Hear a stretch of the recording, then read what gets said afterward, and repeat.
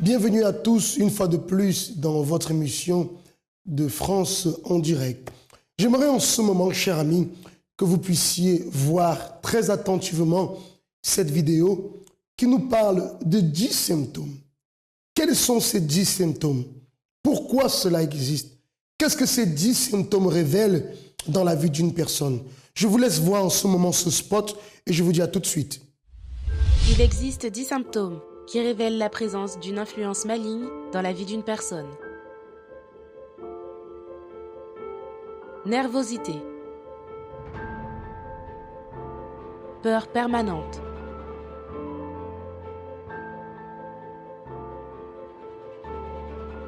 Voir des ombres. Entendre des voix. Évanouissement constant. Insomnie.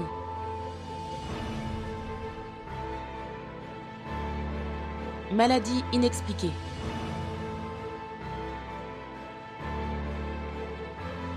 Addiction.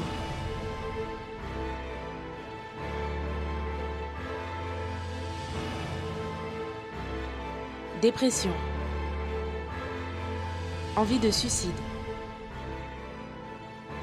Si vous êtes victime de l'un de ces symptômes, participez aux réunions de délivrance spirituelle, chaque vendredi, dans tous nos centres d'accueil. N'hésitez pas à contacter l'AMI 24 heures, disponible 7 jours sur 7. Retrouvez plus d'informations sur notre site centredaccueil.fr. Chers amis, certainement, vous avez déjà entendu, ou peut-être vous avez dans votre entourage une personne qui manifeste l'un de ces symptômes. Peut-être vous-même, vous êtes concerné par l'un de ces symptômes. Si c'est le cas, alors sachez que cela révèle quelque chose dans votre vie. Peut-être vous vous êtes posé la question plusieurs fois. Pourquoi est-ce que je subis ces symptômes? Pourquoi ce symptôme? Pourquoi ce mal dans ma vie? Tout simplement, cela montre qu'il y a une force négative qui travaille contre votre vie. Une force négative qui provoque des situations, je dirais, qui n'ont pas de solution. Peut-être vous êtes une personne qui, justement, avait des visions de voûte. Et cela, vous ne le dites à personne, de peur qu'on considère que peut-être vous perdez la tête et que tout simplement vous êtes fou ou que vous êtes folle. Vous avez peut-être d'autres manifestations, des choses qui n'ont pas été énumérées dans le spot, mais qui sont des choses que vous vivez et que vous trouvez très bizarres. Et bien sûr, pour l'instant, vous n'en avez parlé à personne. Pourquoi? Parce qu'il y a cette peur qu'il y aura le jugement, que les gens ne vont pas vous comprendre. Sachez que nous pouvons vous aider justement à vaincre cette situation. C'est la raison pour laquelle les portes du centre d'accueil sont ouvertes tous les vendredis.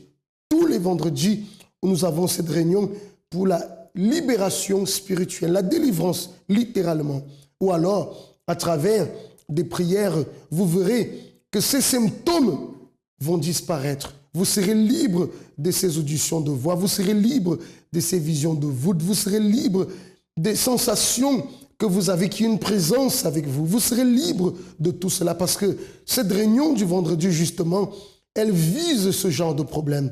Beaucoup de personnes arrivées au centre d'accueil, victimes de ce genre de problème, ont pu trouver la délivrance. D'ailleurs, d'où est venue l'idée de faire ce spot pour montrer ces 10 symptômes. Ce sont les symptômes principaux que nous voyons en général, mais il y a beaucoup d'autres. C'est la raison pour laquelle j'ai dit que si vous êtes par exemple victime d'un autre symptôme bizarre pour lequel vous n'avez pas d'explication, sachez que vendredi, dans tous les centres d'accueil, nous allons réaliser ce travail de la libération spirituelle et nous vous invitons à participer parce que nous croyons sincèrement qu'en venant avec foi, peut-être des années déjà, des mois, vous essayez de vous débarrasser de ce problème, de cela et vous n'arrivez pas. J'ai la certitude que vendredi, dans la réunion de la délivrance, vous allez trouver la solution pour cette situation. Pour savoir quel est le centre d'accueil le plus proche de chez vous, vous pouvez nous appeler à l'AMI 24 heures au 01 53 35 85 12. Venez dans la foi parce qu'une grande délivrance vous attend. J'étais une personne assez colérique, remplie de haine et surtout j'étais quelqu'un de très influençable. Influençable dans le sens où j'ai grandi dans un milieu où voilà, où régnait le sexe, la drogue, la violence. Et j'ai fini par voilà, m'adapter à ce style de vie. Ça m'a poussé à vivre en fonction des autres, en fonction de ce que les autres pensaient. J'essayais de faire la même chose pour appartenir à ce groupe-là. S'ils devaient me bagarrer, alors que concrètement, je n'étais pas tellement violent, mais pour appartenir à ce groupe-là, je volais, je me bagarrais. On se renfermait à 10, 15, 20 dans des bâtiments et on se bagarrait. On se bagarrait avec de vrais coups.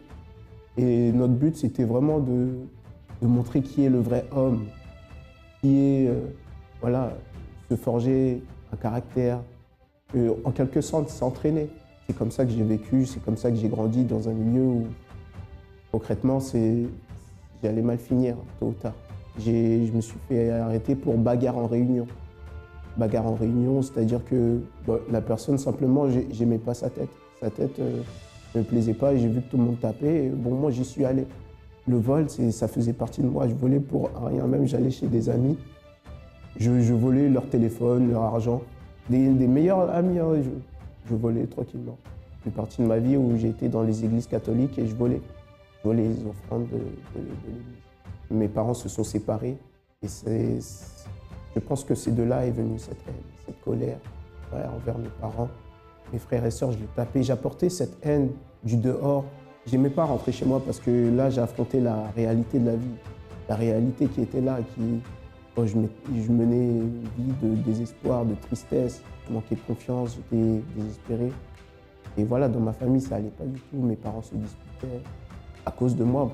Pour moi, c'était le fléau venait de moi. Malgré qu'à l'extérieur, je me faisais quelqu'un qui était assez joyeux, assez voilà, qui se bagarrait quand il faut, l'homme de la situation en quelque sorte. Et à l'intérieur, je ne savais pas. Dans 10 ans, je me voyais rien faire, je ne savais même pas ce que je voulais faire de ma vie. J'étais une personne aussi angoissée. J'étais angoissé par rapport à l'avenir, ce que je vivais au jour le jour.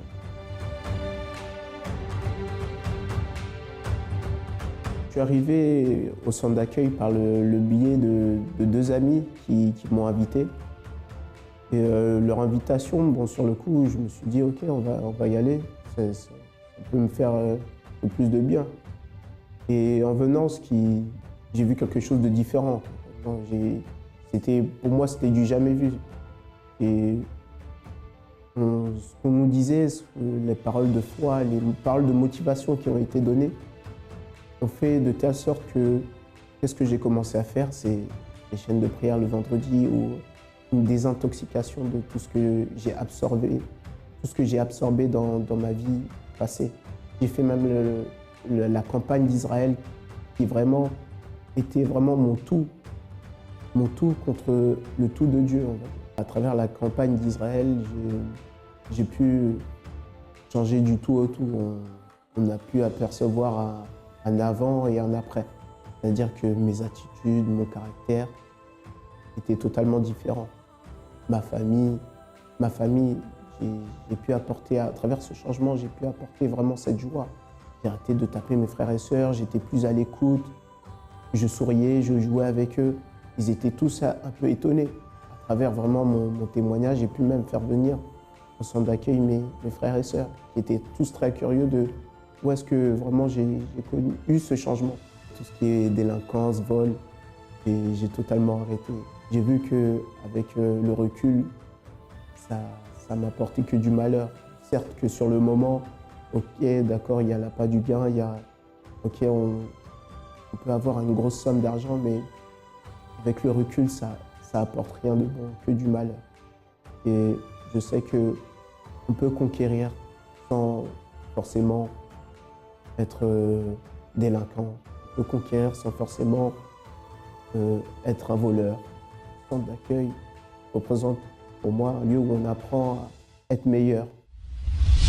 Vous venez en ce moment de voir le témoignage de Jeffrey, un jeune homme qui était totalement perdu. Perdu. Pourquoi? Un jeune qui était plongé dans la violence totale, un jeune très colérique et bien sûr, un jeune qui était dans la vie de délinquance. Je dirais, quelle futur pouvait-on espérer pour ce jeune, si ce n'est la prison, si ce n'est peut-être même mourir au cours de ces bagarres, au cours des vols, des braquages qu'il réalisait. Voyez que tout cela, tout simplement, révélait un mal-être intérieur, une souffrance intérieure. Ce témoignage nous montre qu'il n'y a pas d'impossible. Ce témoignage nous montre que quelles que soient les luttes, les difficultés que nous traversons, quels que soient les problèmes que nous avons dans notre vie, la solution existe. Lorsque nous vous parlons de solution, nous ne sommes pas en train de vous vendre du rêve. Nous vous parlons de la réalité de beaucoup de personnes, la réalité de beaucoup de femmes, d'hommes, de jeunes qui arrivent ici au centre d'accueil et à travers les réunions, les directions qu'elles reçoivent, à travers la manifestation de la foi, c'est le point sur lequel on vient toujours. Parce que celui qui croit et qui dépose sa confiance en Dieu, Dieu a pouvoir de changer n'importe quelle vie. C'est la raison pour laquelle vous qui passez des moments très difficiles, vous qui vous sentez désespéré, livré à vous-même, et vous qui reconnaissez que vous avez besoin d'aide, qui voulez vous en sortir, sachez que nous sommes là pour vous aider. Nous savons comment vous aider. Ça peut être un peu prétentieux, mais c'est la réalité. Et la preuve des témoignages sont là. Votre vie, elle peut changer. Notre désir, c'est de voir votre vie changer. C'est de vous transmettre ce que Dieu nous a donné. Vous transmettre une vision pour votre vie. Vous transmettre la force pour que vous puissiez lutter et vaincre tous ces problèmes. Pour que vous puissiez avoir le bonheur que peut-être vous n'avez pas connu jusqu'à présent.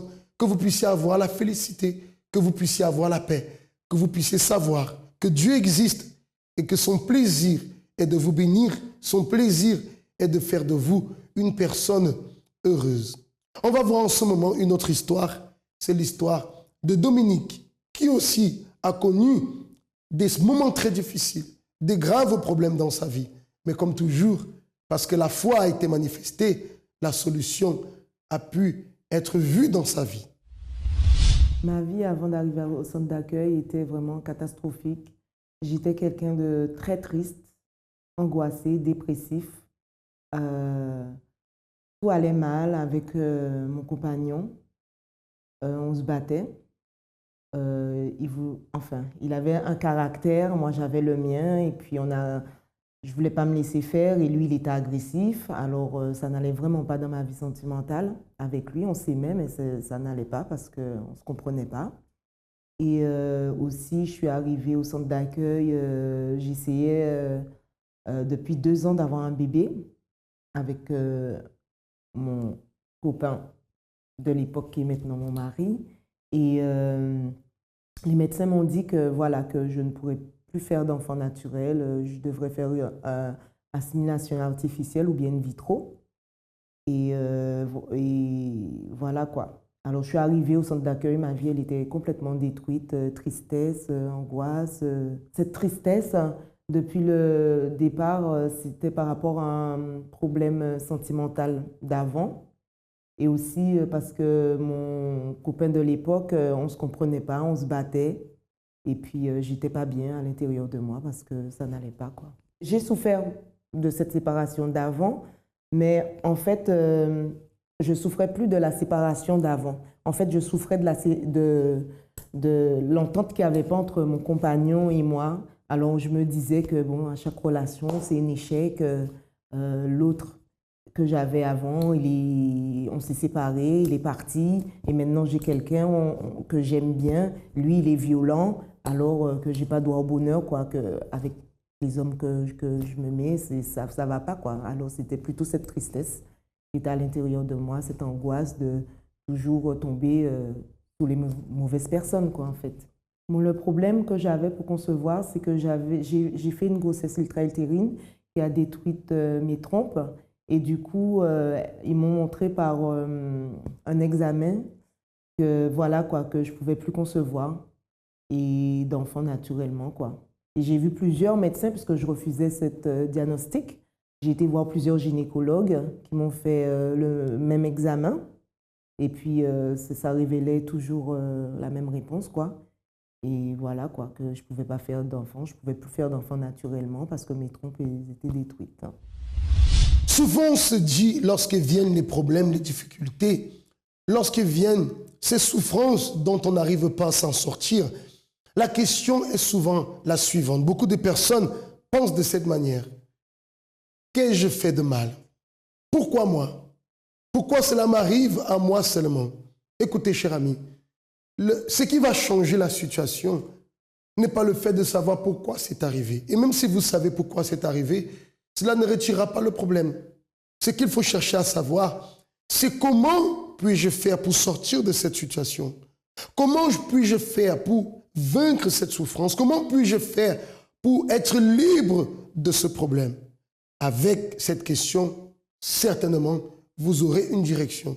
Mais voyez que lorsqu'on se pose la question de pourquoi, finalement, on n'arrive à aucune réponse. Et cela apporte autant plus de frustration. Certainement, Dominique se posait la question aussi pourquoi? Pourquoi je suis marié et pourquoi rien ne va dans mon mariage? Pourquoi j'aimerais avoir un enfant? Pourquoi moi? Pourquoi je n'arrive pas à tomber enceinte, à pouvoir mettre un enfant au monde? Enfin, des pourquoi qui ne résolvent rien, des pourquoi qui n'apportent pas de solution, des pourquoi qui apportent la frustration. Peut-être vous êtes une personne qui vivait dans le pourquoi. Peut-être vous êtes une personne qui, au fil des jours, l'angoisse ne fait que ça ne fait qu'augmenter. Pourquoi? Parce que à force de vous poser la question de pourquoi vous souffrez parce que vous n'avez pas la réponse, bien sûr que cela frustre, cela triste, cela angoisse, au point que malheureusement, beaucoup commettent même l'irréparable. Mais Dominique a reçu l'opportunité, elle a su saisir cette opportunité pour vaincre la situation. Elle a appris comment agir, comment faire pour avoir une vie bénie. Bon, j'ai connu le centre d'accueil parce qu'on m'avait évangélisé. Voilà. Bon, j'ai pas été tout de suite. J'avais pas lu le semeur tout de suite non plus. Mais quand je l'ai lu, j'ai tout lu un soir. Et puis quand je suis arrivée au centre d'accueil, c'est un jour, je parlais avec ma cousine au téléphone. En fait, je m'habillais. Je savais même pas c'est là que j'allais. Je m'habillais. Et puis, à la fin, j'ai dit à ma cousine, bon, je te laisse, je dois sortir. Et je me suis retrouvée un vendredi au centre d'accueil universel. Ben, quand je suis arrivée au centre d'accueil, ce qui m'a fait rester, c'est quand, en fait, j'ai écouté la prédication et quand le pasteur, il a dit d'ouvrir notre cœur, que de ne pas le fermer si on a des problèmes, d'ouvrir notre cœur et c'est Dieu seul qui peut nous délivrer de tout le mal. Je suis restée pratiquement 4 mois avec une perte de sang. Et mal en bas du ventre. Aller au médecin, analyse, il ne voyait rien du tout. Alors du coup, j'allais tous les mardis au culte du centre d'accueil pour pouvoir prier pour cela, quoi, parce que je ne comprenais pas. Et je suis restée vraiment avec froid. Je n'ai pas fait longtemps. Hein. Je suis restée à traîner avec ça près de 5-6 mois. Aller au médecin, il ne trouve rien. Et je suis restée que 3 semaines à aller le mardi. Et ça, c'est parti. J'ai participé à plusieurs campagnes d'Israël. Une pour ma santé, une autre pour ma vie sentimentale, une aussi pour pouvoir avoir des résultats par rapport à ma fécondité. Et puis, plusieurs, en fait, pour la paix du cœur. J'ai fait des chaînes de prière aussi pour le mardi. Pour la délivrance aussi. Je faisais des choses quoi, pour montrer à Dieu, pour attirer son attention, que je veux vraiment qu'il m'aide, quoi.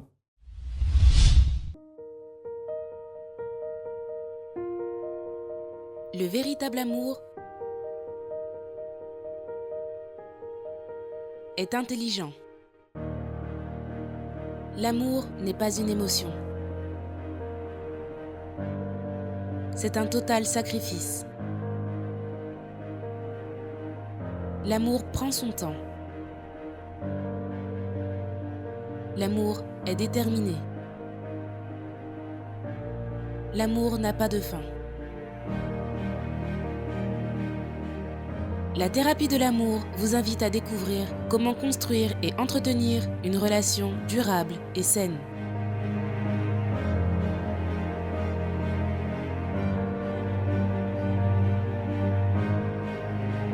Centre d'accueil. Nous vivons ce que nous enseignons. Nous sacrifions pour ce dont nous rêvons.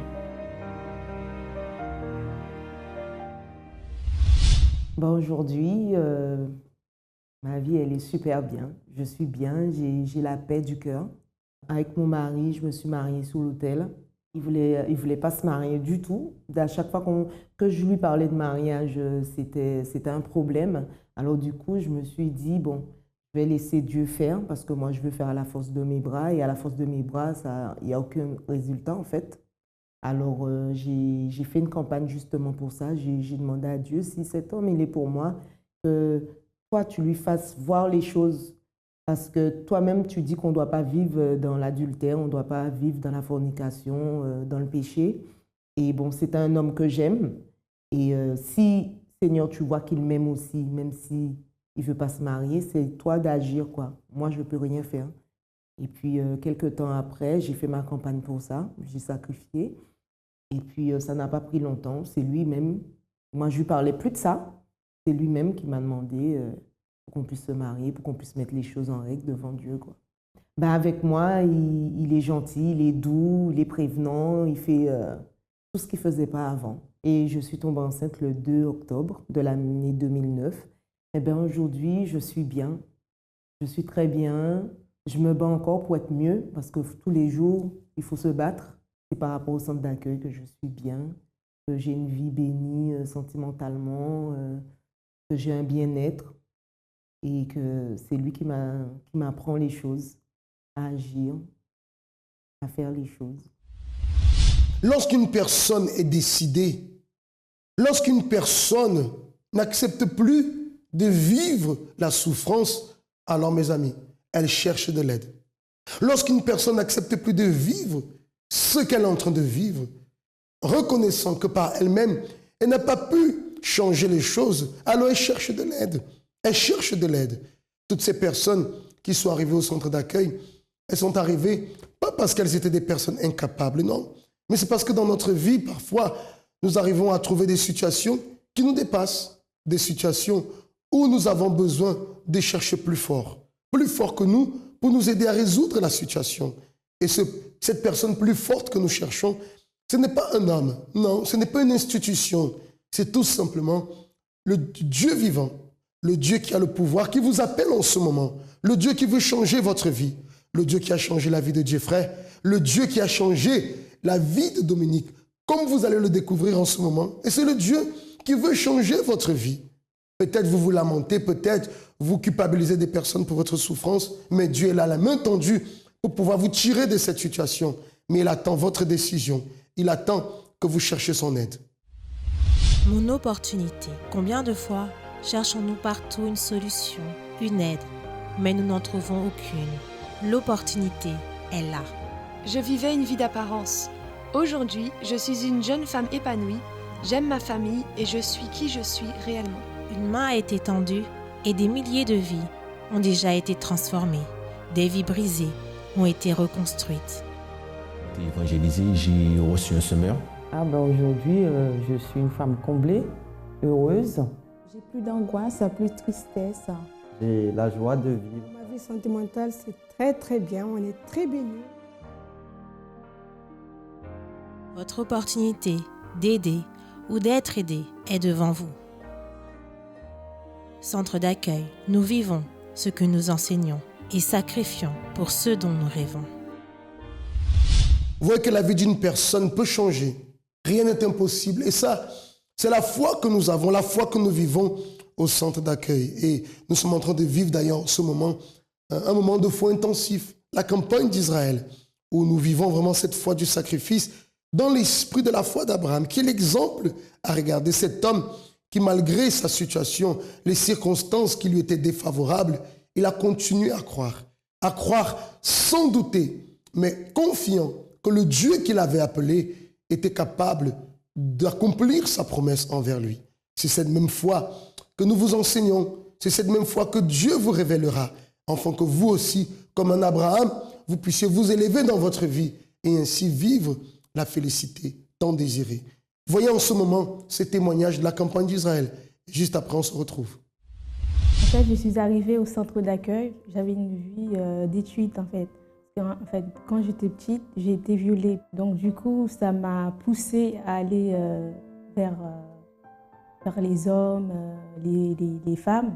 Je suis arrivée en France, j'avais 12 ans. Et quand je suis arrivée en France, j'habitais chez de la famille. C'était une vie, c'était l'enfer, quoi, parce qu'elle me tapait, en fait, j'étais son esclave. Donc, je faisais tout. En fait, chez elle, je m'occupais de ses enfants. Donc, voilà. Je n'avais pas le moyen pour subvenir à mes besoins. Donc, du coup, j'étais obligée de donner mon corps aux hommes, des personnes qui étaient plus âgées que moi. Donc, pour avoir de l'argent, pour acheter mes habits, tout ça. J'étais perdue, j'étais vide.